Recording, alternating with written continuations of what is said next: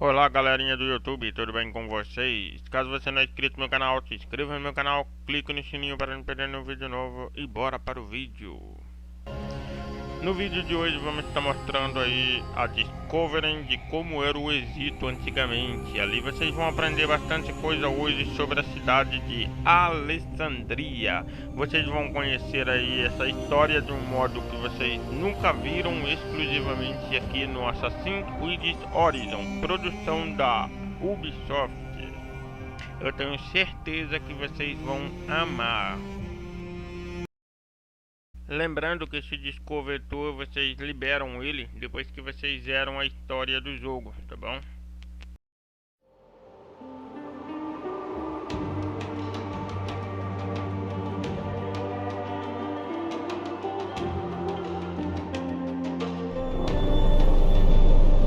Boas-vindas ao Discovery Tour by Assassin's Creed Egito Antigo.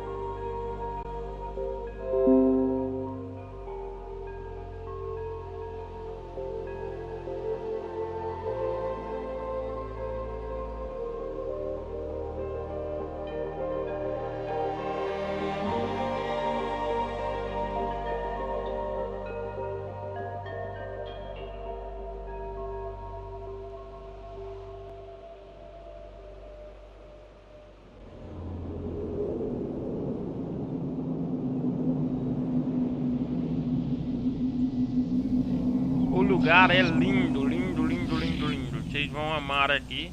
O gráfico maravilhoso, uma produção espetacular. Aí tá muito bem feita a produção da Ubisoft. Eles capricharam nesse jogo. E vamos aprender muita coisa aqui. Aprendi mais coisas aqui do que na aula de geografia e história na escola, né? Vocês vão gostar. Então vamos começar aqui com a nossa primeira história, aqui é a primeira parte. Planejamento da cidade, como que ela foi feita, da Alexandria. Então vamos lá. Boas-vindas a Alexandria, planejamento da cidade.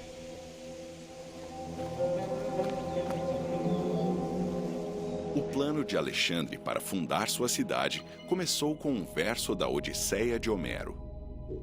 Há uma ilha, em meio ao mar turbulento, diante do Egito, e a ela chamam de Farol.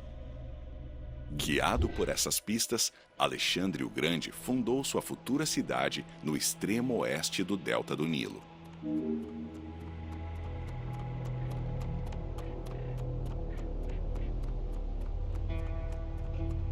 Vocês podem verem aí, ó, o jogo é muito bem detalhado, muito bem detalhado. Vocês conseguem sentir o clima daquela época, a cultura, como tudo foi feito. Então vamos continuar.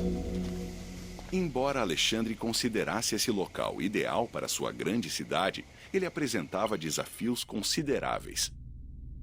Seu acesso era dificílimo durante tempestades, os pântanos em volta favoreciam as doenças e o solo de calcário impedia o desenvolvimento agrícola. Contudo, graças à influência de seu mentor, Aristóteles, Alexandre o Grande reconheceu que seu valor era sua localização estratégica. Alexandre sabia que, ao controlar Pelúcio a leste, Mênfis ao sul e a joia da coroa, Alexandria, a oeste, ele criaria um baluarte triangular que lhe permitiria controlar todo o delta do Nilo, mantendo o acesso ao Mediterrâneo.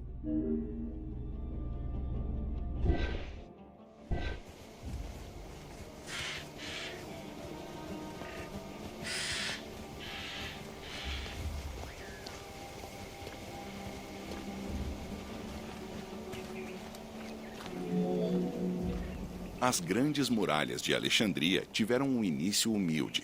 Sem giz para traçar os alicerces da futura cidade, os arquitetos foram forçados a usar farinha. Bandos de pássaros migratórios comeram a farinha e apagaram o traçado. Isso levou Alexandre a procurar a orientação dos oráculos, que lhe asseguraram que sua futura cidade estava destinada a abrigar uma grande população.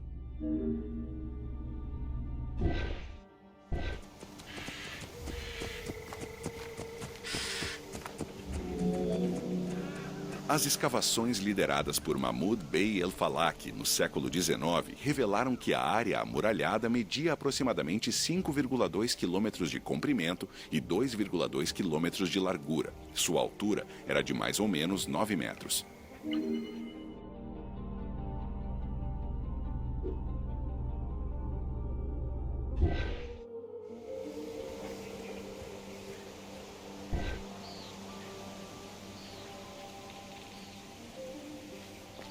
Às vezes eu me pergunto por que não nasci nessa época. Olha que lugar lindo.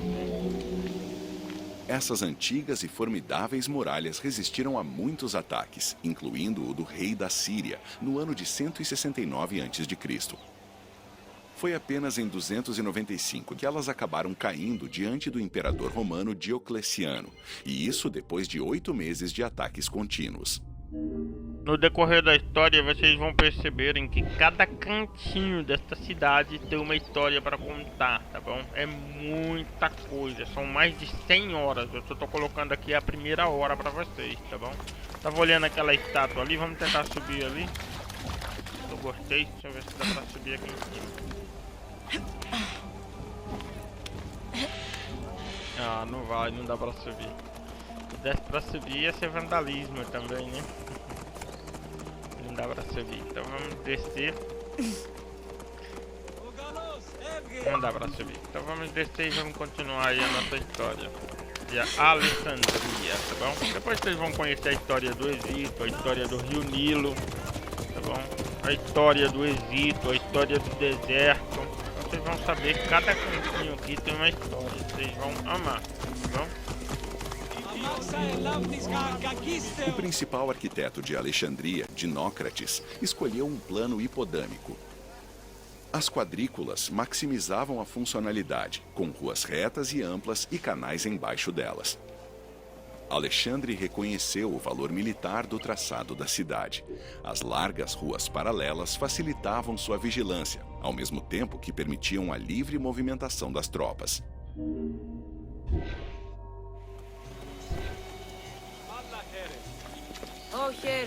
Reparem que nessa época já existia paralelepípedo, calçada, pavimentação, muito legal. Um corredor central ia do porto do Mediterrâneo, no norte, até o lago Mareotis, no sul. Essa via servia de conexão direta entre os dois portos, o que beneficiava comerciantes e viajantes. Muitas das ruas eram delimitadas por grandes construções e parques, incluindo a Via Canópica, com seu portão impressionante marcando o limite oriental.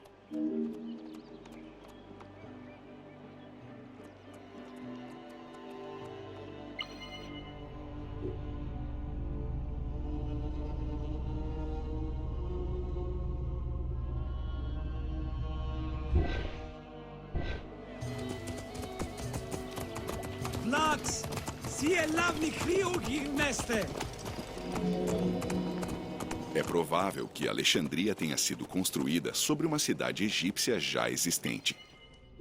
Após terminada, os egípcios insultaram a cidade, recusando-se a chamá-la pelo nome do seu fundador. Em vez disso, eles a chamaram de Hakked, local de construção conhecido ao desprezo. Seu nome helenizado foi Hakotis. Apesar disso, o nome Alexandria permaneceu.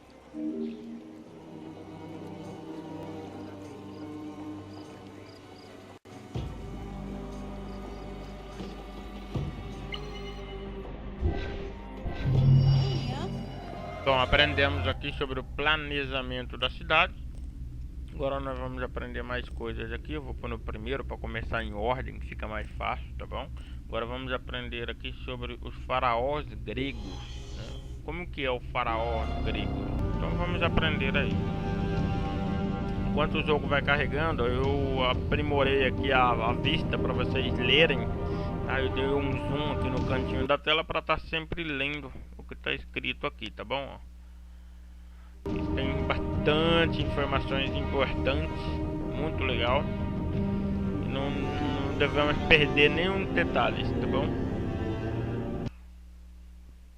E lembrando, caso você não é inscrito no meu canal, se inscreva no meu canal, clique no sininho para não perder nenhum vídeo novo. E vamos continuar aí com a nossa Discovery Tour.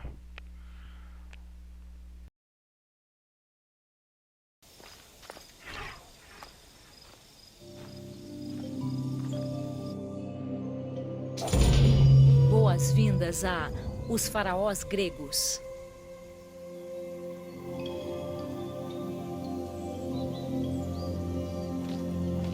Reparem que esse jogo ele é muito detalhado, é rico em detalhes, um detalhe mais bonito que o outro. Você não sabe se você joga ou se você aprecia a cultura deles daquela época.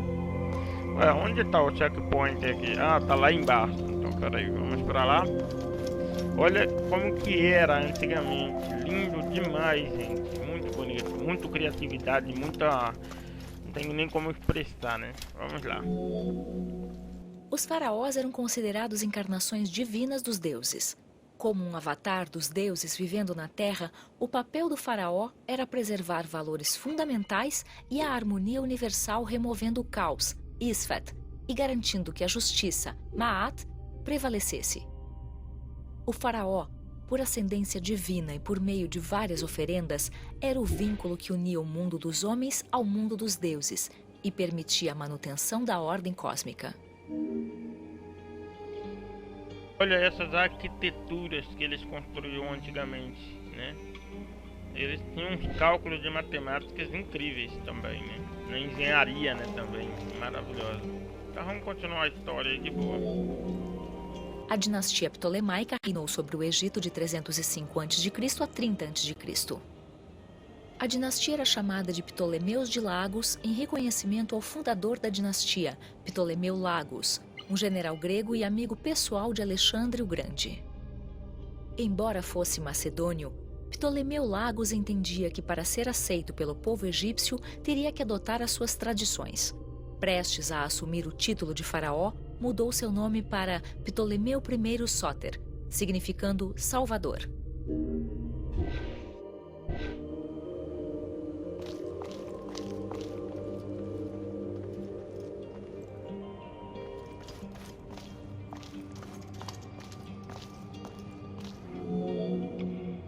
Nascido em 356 a.C., Alexandre o Grande recebeu uma educação precoce sobre assuntos do reino antes de integrar o exército macedônio, onde rapidamente subiu na hierarquia. Após o assassinato de seu pai em 336 a.C., que alguns acreditavam ter sido orquestrado pelo próprio Alexandre, ele se tornou o rei da Macedônia. Governante de um reino unificado e líder de um grande exército, Alexandre se voltou para as conquistas. Ansioso para reivindicar as cidades gregas da Ásia Menor, ele enfrentou as forças persas, obtendo vitória após vitória.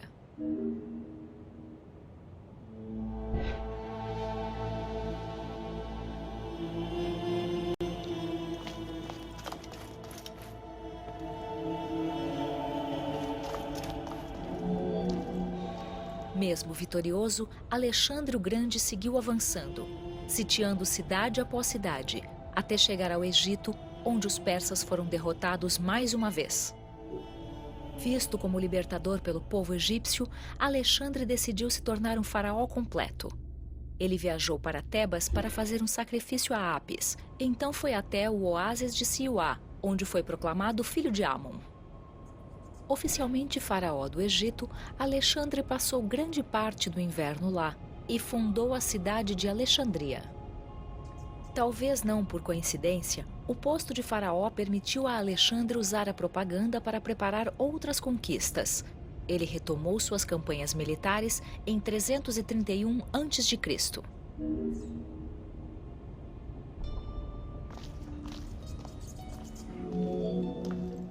No seu leito de morte em 323 a.C., Alexandre o Grande concedeu a satrapia do Egito a Ptolemeu Lagos.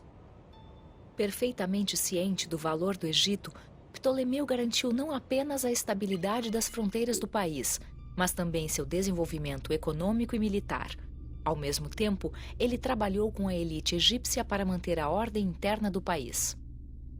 Em 305 a.C., Ptolemeu, respeitado tanto no Egito quanto no Mediterrâneo, estava no comando da maior frota do mundo helenístico. Ptolemeu assumiu oficialmente o título de faraó do Egito em janeiro de 304 a.C., no aniversário da morte de Alexandre o Grande.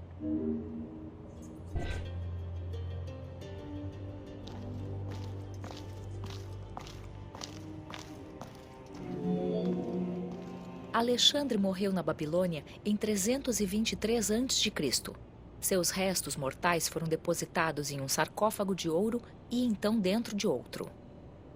O caixão foi transportado em uma carruagem dourada e ornamentada com pedras preciosas, puxada por 64 mulas com coroas de ouro.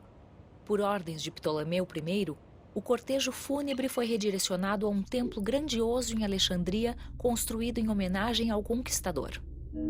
Lembrando que esse sarcófago de Alexandre o Grande era todo feito de ouro, mas você vê aqui que não tem ouro. Olha o que aconteceu.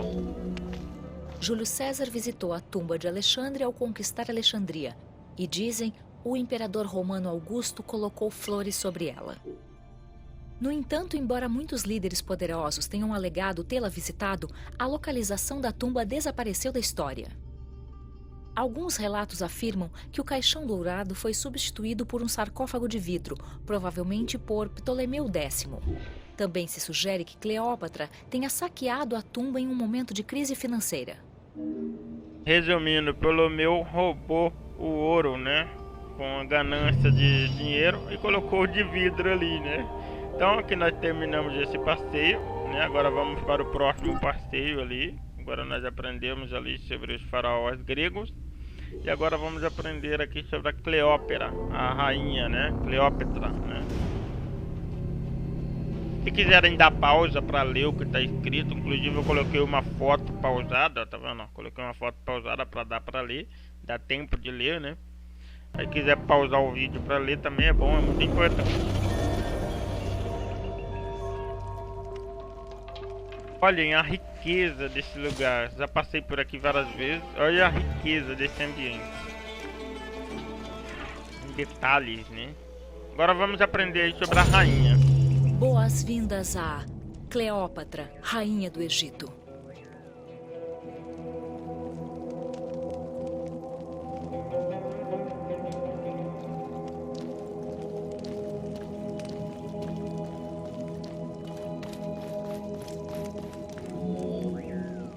Cleópatra VII Thea Filopátora ascendeu ao trono no ano 51 a.C., quando tinha 18 anos. Apesar do princípio de seu reinado ter sido muito disputado, ela acabou prevalecendo e se tornou a soberana absoluta do Egito.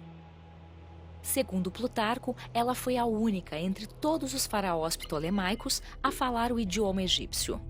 Sua inteligência, boa educação e um grande talento político lhe possibilitaram fazer alianças necessárias para manter a independência do Egito enquanto Roma se tornava o Império Mediterrâneo.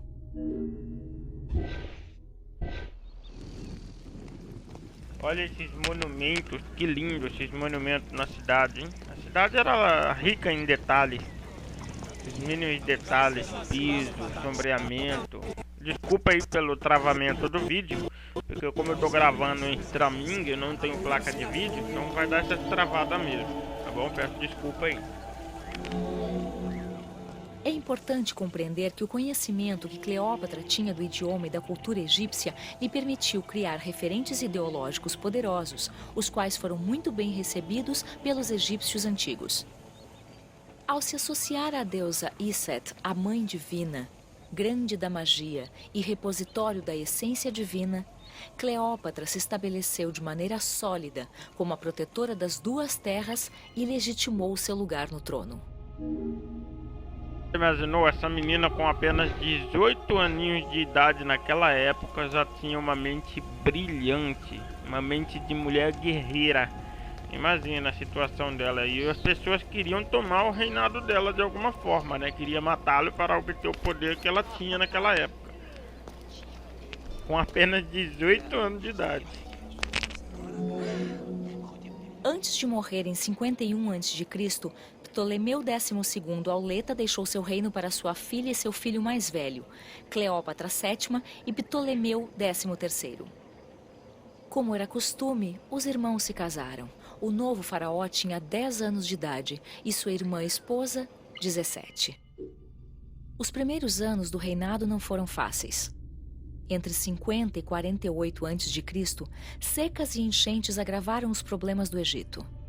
O general Áquila e o conselheiro real Potino intervieram constantemente nas decisões políticas dos jovens soberanos e terminaram colocando Ptolemeu XIII contra Cleópatra.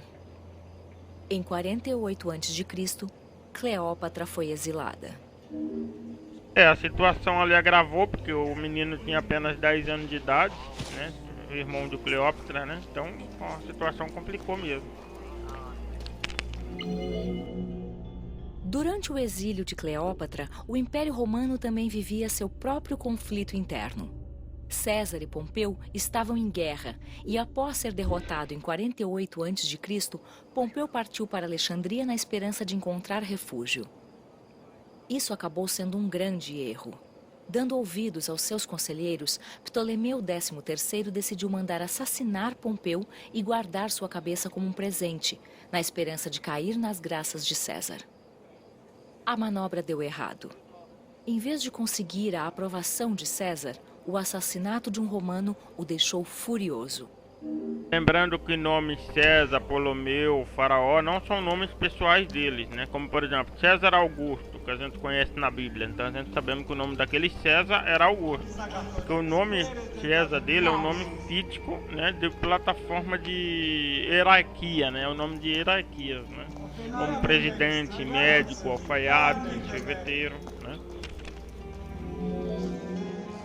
Cleópatra, ciente da fúria de César contra Ptolemeu por conta do assassinato de Pompeu, decidiu aproveitar a situação. Ela retornou ao Egito em segredo, esperando estabelecer uma aliança com um dos homens mais poderosos da época. Exceto pela lenda que conta que ela chegou aos aposentos de César enrolada em um tapete, o que se passou exatamente naquele encontro decisivo continua um mistério. Contudo, César viu em Cleópatra uma governante mais adequada para o Egito do que o seu jovem e suscetível irmão. Invocando o testamento de Ptolemeu XII, César tentou mediar a paz entre os irmãos.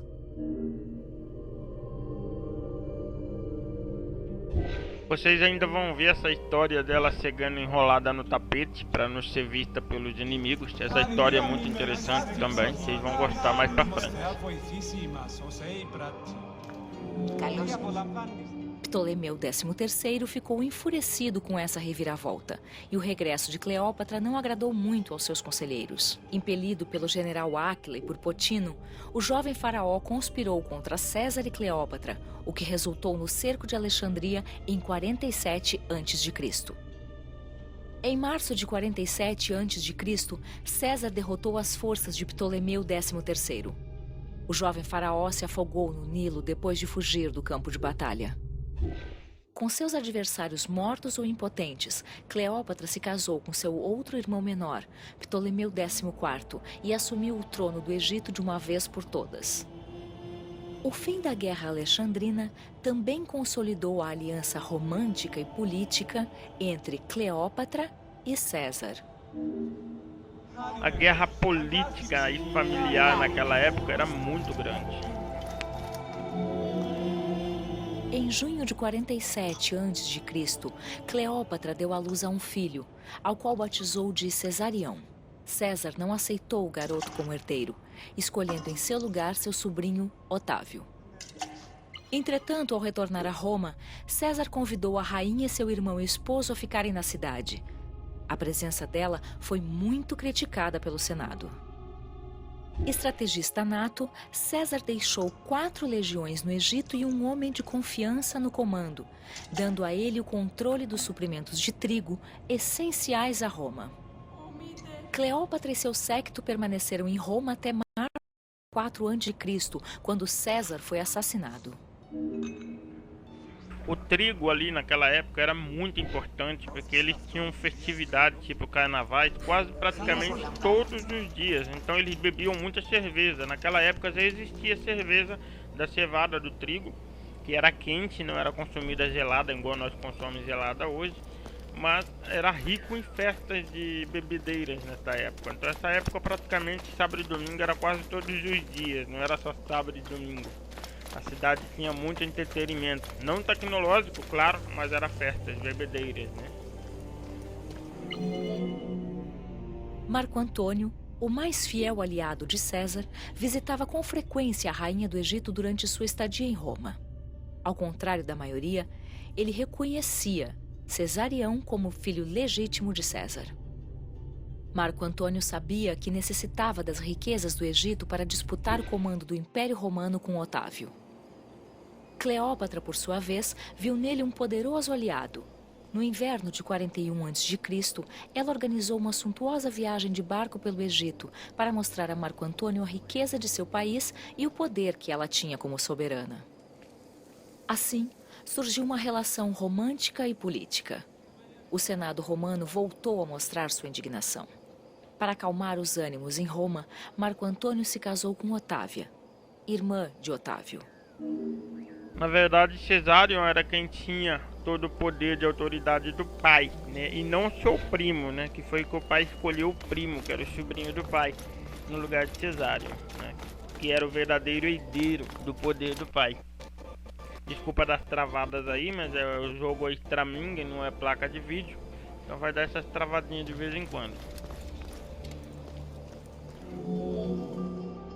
Apesar de seu casamento com Otávia, Marco Antônio seguiu sendo amante de Cleópatra, com quem teve vários filhos. Cleópatra ampliou o território do seu reino e lançou uma campanha de propaganda política ao lado de seu amante, tanto no Egito quanto no exterior. Ela esperava criar um império federal ptolemaico centrado em Alexandria. Por fim, Marco Antônio repudiou sua esposa romana em favor da rainha do Egito, para desgosto da elite romana. Contudo, enquanto Marco Antônio se concentrava no Egito, Otávio ampliava sua influência militar e política em Roma.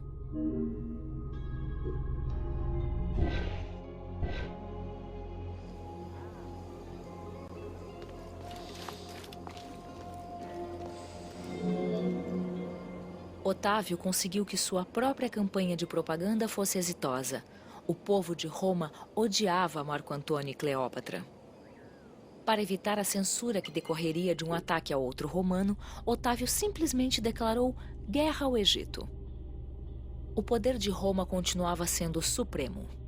A poderosa frota egípcia, acompanhada pelas tropas de Marco Antônio, foi derrotada em 31 a.C. em Áxio. Otávio chegou ao Egito para formalizar sua vitória em 30 a.C. Na verdade, ele queria intimidar o seu oponente, né? Além de ele conseguir intimidar, ele conseguiu ganhar a guerra também, né? Porque a intenção não era guerra, mas ele conseguiu. Os eventos subsequentes são difíceis de serem confirmados devido às muitas versões e lendas que o cercam. Acredita-se que após ouvir um boato de que Cleópatra havia se suicidado, Marco Antônio tentou se matar. Então, foi levado até a rainha já agonizando. Sabendo que Otávio a faria desfilar acorrentada por Roma para mostrar sua derrota, Cleópatra planejou seu suicídio. É provável que a rainha tenha se matado com arsênio, embora a versão que conta que ela se deixou morder por uma víbora seja muito mais dramática. O destino do corpo de Cleópatra continua sendo um mistério.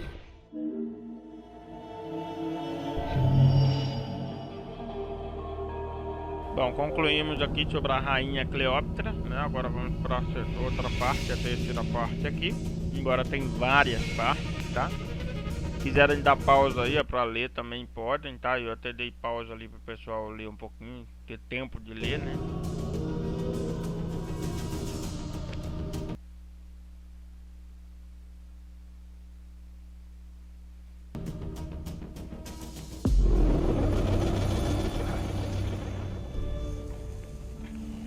Então vamos aqui para o próximo. É nessa região aqui de Alexandria. Esse é o mapa real daquela época. O cerco de Alexandria, vamos ver.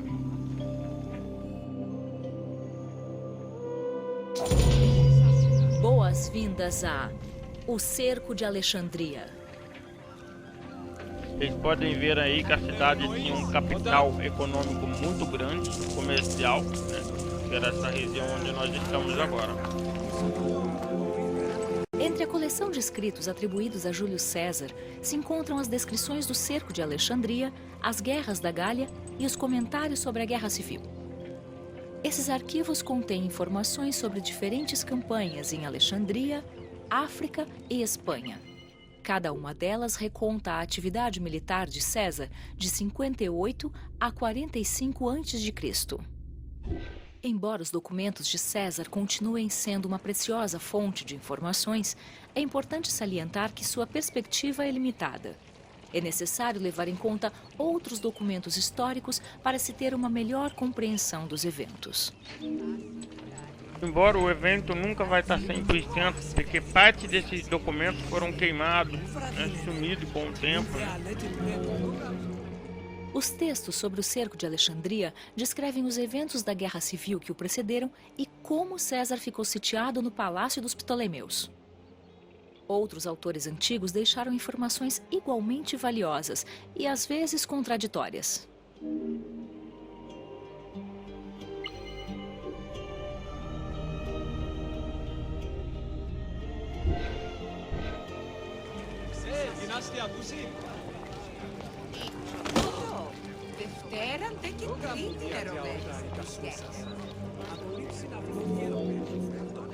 Durante os eventos que levaram ao cerco de Alexandria, Cleópatra VII e seu irmão disputaram o controle do Egito. Potino, o regente do rei Ptolomeu XIII, controlava com firmeza o jovem faraó, e Cleópatra acabou tendo que fugir para se esconder. Isso preparou o terreno para a chegada de Pompeu a Alexandria. Derrotado em sua batalha contra César em 48 a.C., o general romano procurou seus aliados egípcios para lhes pedir asilo. Contudo, Ptolomeu XIII, seguindo os conselhos de Potino, ordenou o assassinato de Pompeu na esperança de agradar a César. Esta acabou sendo uma decisão muito infeliz.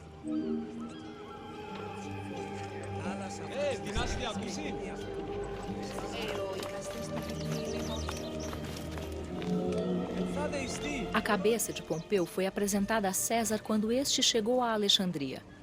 A visão de um romano assassinado por egípcios não foi bem vista por ele. César deixou claro o seu descontentamento.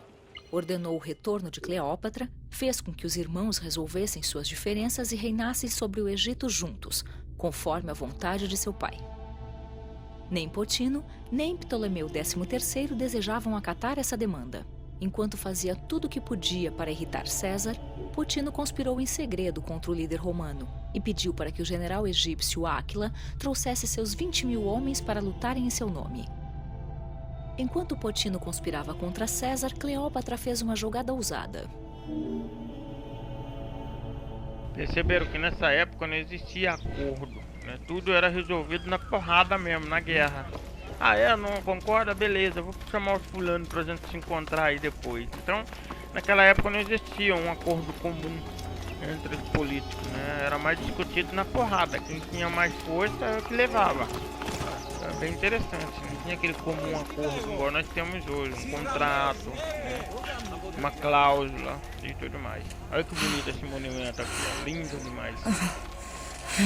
Infelizmente, esses monumentos eram adorados, né?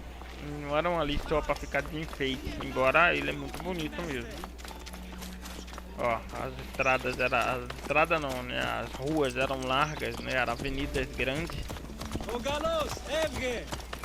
A movimentação ali era muito grande também, porque era a capital, né, dos negócios, né? Capital financeiro do país era Alexandria.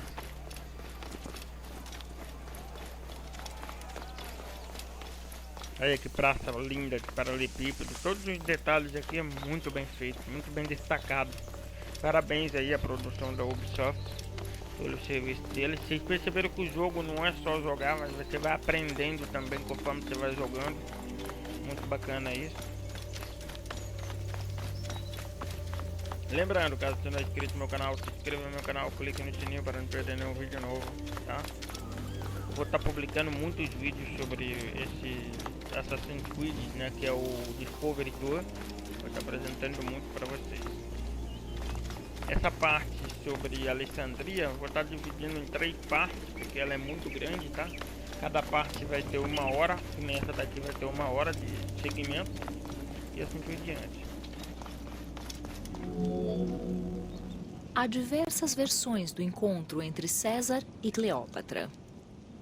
Uma delas relata que Cleópatra entrou sozinha no palácio à noite. Outra diz que ela estava acompanhada de um aliado e foi levada para dentro do palácio enrolada num tapete. Não se sabe exatamente o que se passou naquele encontro decisivo, mas é fato que Cleópatra se encontrou com César e conquistou sua aprovação. Potino e Ptolemeu XIII ficaram muito irritados com essa reviravolta.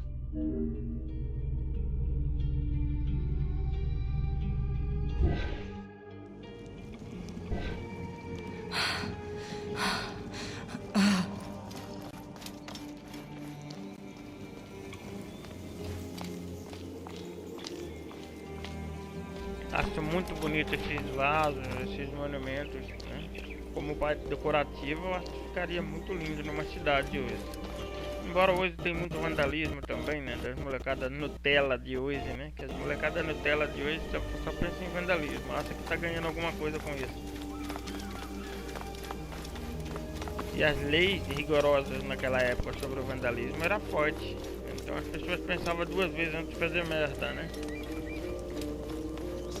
Só o fato de pisar no pé de outros era motivo de morrer. Com Cleópatra finalmente presente, César decidiu agir como mediador entre os irmãos, na esperança de chegar a uma solução pacífica. Não demorou muito para as coisas desandarem. Durante um banquete realizado para celebrar a reconciliação, houve uma tentativa de assassinato contra César. Foi o próprio barbeiro do líder romano que impediu o ataque. Assim que foi revelado que o regente do rei, Potino, havia planejado o ataque, César ordenou sua execução e colocou o jovem rei sob vigilância. Interessante que esse ataque era para quebrar a união entre Cleópatra e César, né? Então o ataque era para quebrar essa união entre eles dois ali. O pessoal não concordava com essa união dos dois poderes.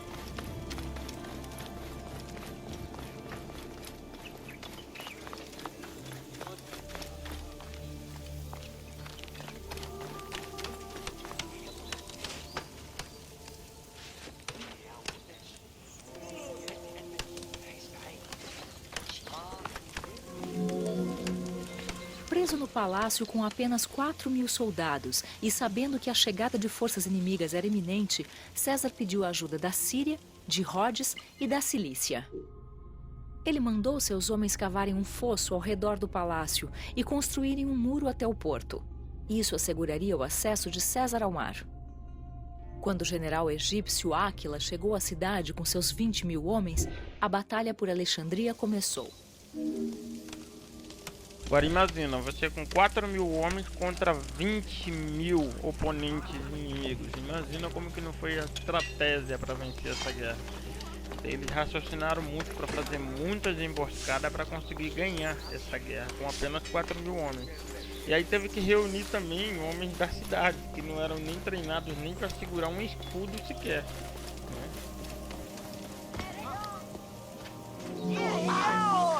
Com poucos homens à disposição, César ainda não podia se arriscar numa batalha. Em nome de Ptolemeu, ele enviou embaixadores para negociar uma trégua com Áquila. Sabendo que as ordens não vinham do jovem rei e furioso com a prisão do faraó, Áquila ordenou a execução dos mensageiros. Com César confinado dentro do palácio, Áquila posicionou suas tropas em volta da cidade. Durante vários dias e várias noites, escaramuças foram travadas pelas ruas de Alexandria. Embora estivessem em menor número, os homens de César conseguiram conter o inimigo. Isso motivou a próxima jogada de Áquila: capturar a frota romana ancorada no porto. Essas batalhas que eram cravadas na rua durante a madrugada eram terríveis, era coisa de terror mesmo, devastador. Então as pessoas que viam ficavam horrorizadas porque elas estavam vendo aquela batalha sendo feita na frente da casa delas ali, no meio da rua. Então o negócio era sangrento mesmo, não tinha piedade não, o negócio era feio mesmo.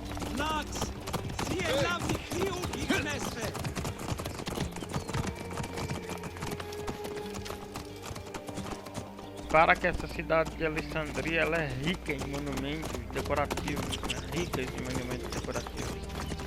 Então, a cidade é muito bem civilizada, né? Mesmo antes da Revolução Francesa, que foi depois de no ano 1800, 1700, né? Então, isso aqui foi muito tempo antes. E já existia essa civilização muito boa, né? Tá vendo aí? Embora defasada, mas era uma civilização muito legal. Bem elaborada, né, pode dizer. Já tinham um conhecimento astrólogo, meteorológico, agrícola, né? Então já tinham conhecimento já.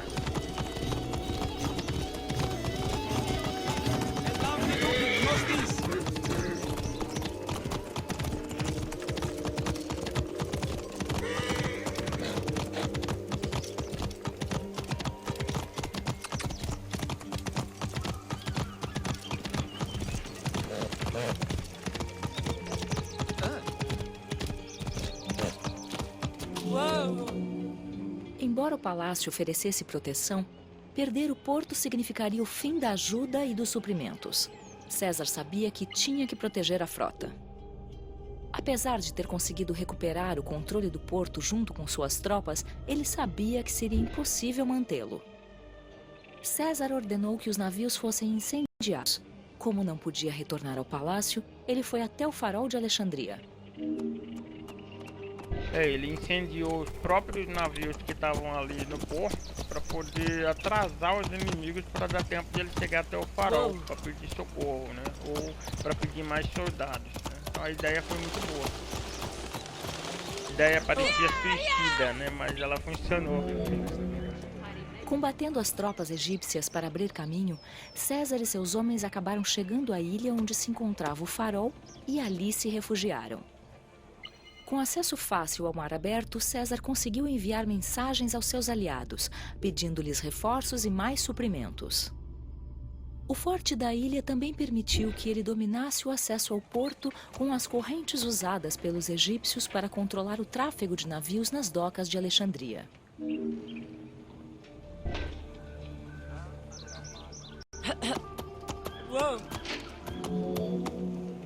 A cronologia exata dos eventos durante a guerra em Alexandria permanece imprecisa. Relatos conflitantes levantam dúvidas sobre quando a grande biblioteca foi incendiada ou mesmo se isso de fato aconteceu. Um relato afirma que durante a luta, as docas e os armazéns foram incendiados e que o fogo se alastrou até a biblioteca. Outras fontes indicam que quando Áquila tomou conta do porto, César teve que deixar a segurança do palácio para defender sua frota. Enquanto os inimigos lutavam no porto, seus arsenais incendiaram os navios e essa destruição se espalhou até a biblioteca.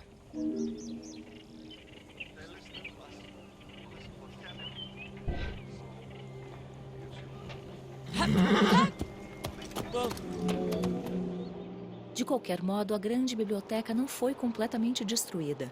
Os especialistas salientam que ela ficava muito longe do porto, e textos muito posteriores indicam que a grande biblioteca permaneceu intacta. Havia cópias de manuscritos nos armazéns próximos ao porto, aguardando para serem exportados. E é mais provável que elas é que tenham sido destruídas, e não a grande biblioteca.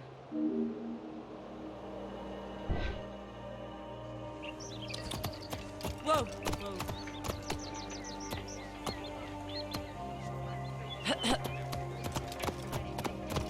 Vocês estão vendo ali do meu lado direito ali? Mais pra frente vamos ter história sobre essa biblioteca, tá?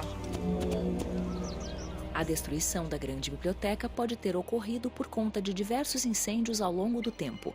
É provável que seu fim tenha acontecido no século IV, quando o imperador cristão Teodósio I ordenou o fechamento de todos os templos pagãos. Apesar de muitos documentos terem sido transferidos e salvos, ainda não se sabe que conhecimentos podem ter sido perdidos.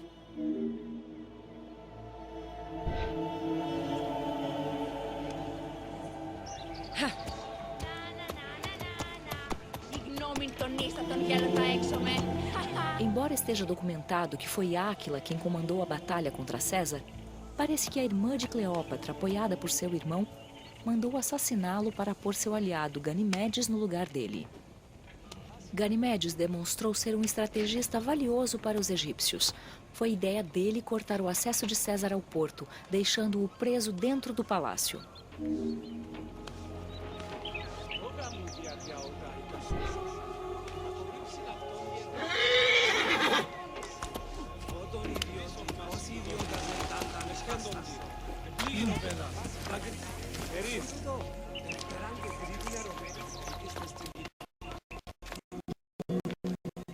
Na época de Ptolomeu I, canais haviam sido escavados em Alexandria para abastecê-la de água potável.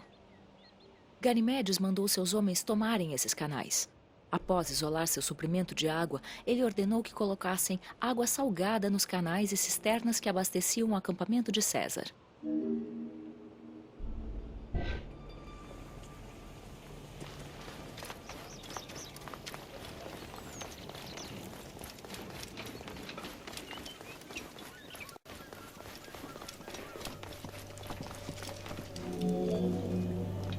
Os soldados romanos entraram em pânico. Não durariam muito tempo sem água potável. Percebendo que o calcário poroso poderia ajudá-los, César e seus homens cavaram poços para restaurar seu suprimento. Dias depois, a 37ª Legião, formada por soldados de Pompeu, chegou de navio.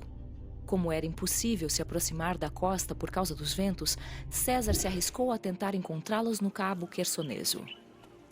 Ao descobrirem sua localização, seus inimigos tentaram interceptá-lo. Apesar da óbvia vantagem dos alexandrinos, César, com um navio de Rhodes cheio de marinheiros competentes, saiu-se vitorioso.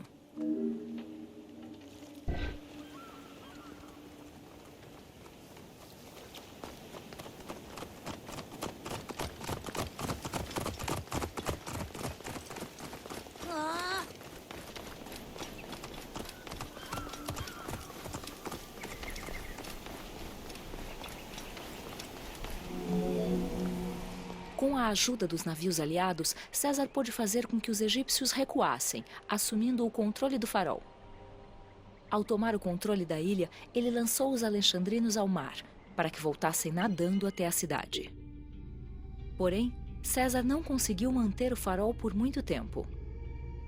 O inimigo se reagrupou e partiu para invadir a ilha.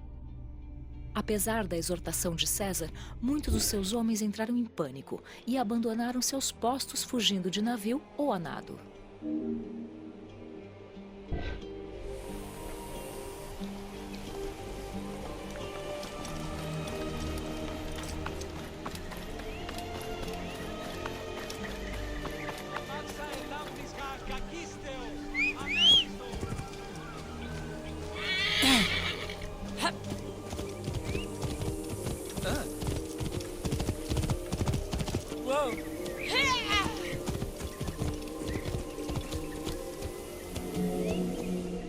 César tentou se retirar, mas o porto de Eunosto foi invadido por navios inimigos que impediram sua fuga. Ao que parece, César pegou seus papéis e se jogou ao mar, numa tentativa de alcançar um navio aliado mais afastado, a nado. O historiador Dião Cássio afirmou que César teria se afogado, caso não tivesse tirado a sua capa púrpura. Mesmo assim, ele conseguiu nadar até o navio e se salvar. Os alexandrinos recuperaram a capa e a usaram como troféu para comemorar a derrocada romana. À frente vocês vão ver a zombaria que os romanos sofreram na Grande Babilônia. né, pela derrota que eles tiveram aqui. Vocês vão ver mais pra frente. Vai demorar aí pra descer o próximo vídeo. Descontentes com Ganimedes e esperando que seu rei fosse restaurado, os alexandrinos propuseram um acordo a César. César aceitou libertar Ptolemeu XIII sob a condição de que ele permaneceria leal a Roma para o bem do seu reino. Porém, depois de liberto, o rei descumpriu o acordo e continuou a guerra.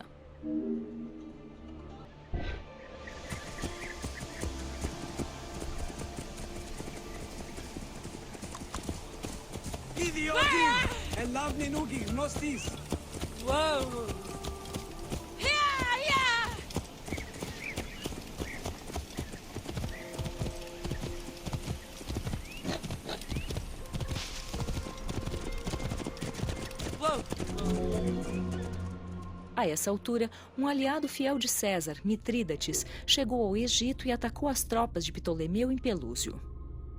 Graças à sua superioridade numérica, Mitrídates tomou a região entre Pelúcio e Alexandria. Ptolemeu, avisado do avanço do aliado de César até Alexandria, enviou suas tropas para impedir sua passagem pelo rio.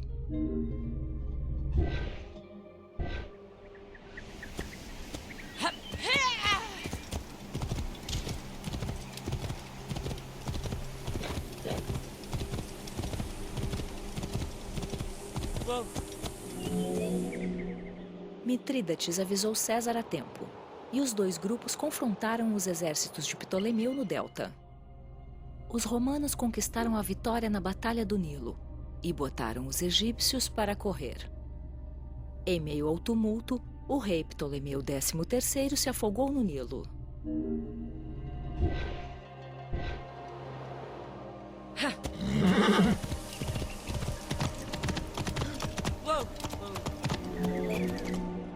Com o fim do cerco, Cleópatra VII se casou com seu irmão mais novo, Ptolemeu XIV, e reinou sobre o Egito até o ano 30 a.C.